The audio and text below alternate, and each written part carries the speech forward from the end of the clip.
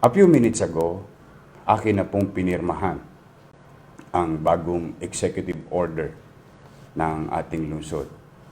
At nais ko pong basahin sa inyo ang executive order na ito. And I hope you don't mind to continue watching and listening carefully. And kung may pagkakataon ay kundi man kalabisan, please share this information for proper guidance ng ating mga kababayan, hindi lang sa Sampaloc, pati na rin sa buong Maynila. An order providing a 48-hour shutdown in the entire Sampaloc district of Manila from 8 p.m. of April 23, 2020 until 8 p.m. of April 25, 2020 for purposes of disease, surveillance, verification, or testing, and rapid risk assessment in relation to COVID-19. Ibig sabihin, sa Huwebes, alas 8 ng gabi, magsisimula. Whereas, under Section 15, Article 2 of the Philippine Constitution, it is the state's policy to protect and promote the right to health of the people. Whereas, Republic Act RA 11332, otherwise known as Mandatory Reporting of Notifiable Diseases and Health Events of Public Health Concern Act, provides that the state shall endeavor to protect the people from public health threats through the efficient and effective disease surveillance of notifiable diseases, including emerging infectious diseases, and provide an effective response in compliance with international standards.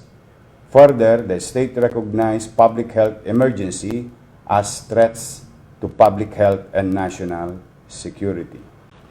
Whereas, Section 3, open close parenthesis, N, of RA 11332, defines response as the implementation of specific activities to control further spread of infectious outbreaks or epidemics, prevent reoccurrence.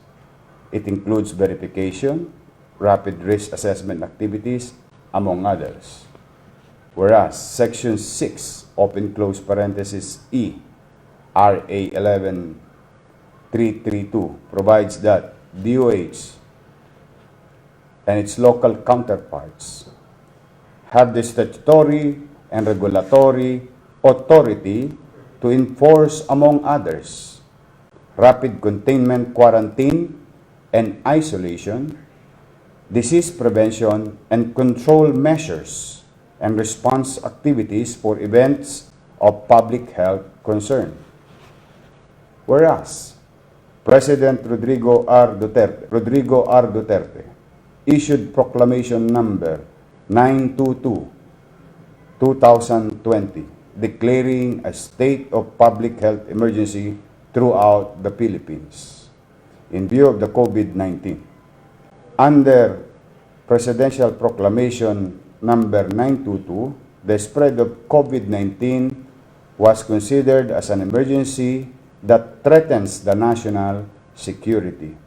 This declaration capacitated local government units to immediately act to prevent loss of life, utilize appropriate resources to implement urgent and critical measures to contain or prevent the spread of COVID-19, as well as to mitigate its effect and impact to the community. Whereas, as early as April 8, there have been about 67 positive cases reported in Sampaloc District of Manila. On April 19, these numbers continue to rise with a total of 98 positive cases and 158 suspected cases in the area. Whereas, under Section 455, open close parenthesis letter B, open parenthesis number 1, open and close parenthesis Roman numeral number 7 of the Local Government Code, the city mayor is empowered to carry out such emergency measures as may be necessary during and in the aftermath of man-made and natural disasters and calamities. Now, therefore, I, Francisco Dumagoso, by virtue of the power vested in me by law, in order to contain the spread and mitigate any adverse effect of COVID-19, hereby orders the 48-hour shutdown, or mas madali nyo maintindihan, hard lockdown, from 8 p.m. of April 23 until 8 p.m. of April 25 of 2020 of the entire Sampaloc district of Manila for purposes of disease surveillance, verification or testing, and rapid risk assessment as the city's response measures to the imminent danger posed by COVID-19 to the said locality as well as the entire city. During the shutdown period, all residents of the said district shall be strictly confined to their residence and are prohibited from going out of their houses except the following. A. Health workers residing in the district such as doctors, nurses, hospital, clinic aides, and laboratory and dialysis technician during a health-related emergency.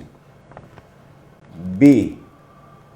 Officers and members of PNP, AFP, PCG, and government workers rendering emergency frontline services, border control, and other critical services.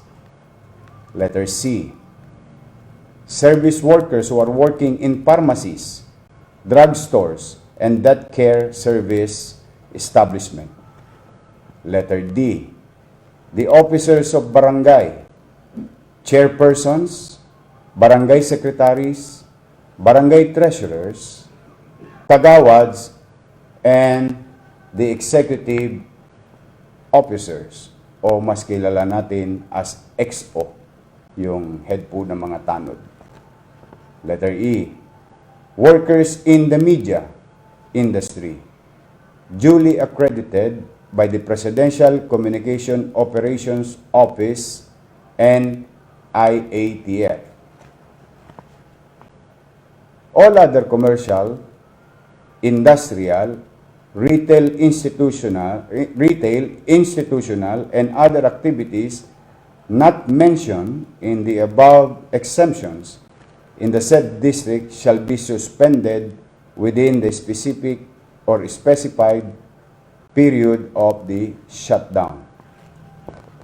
Further, pursuant to the power of operational supervision and control of the city mayor over Philippine National Police, units in their respective jurisdiction, station commanders of police stations in the said district are hereby directed to employ and deploy officers and personnel in strategic location and areas in the district necessary for the effective implementation of the shutdown as identified under the approved concept of operation. This executive order shall take effect immediately. Signed by yours truly.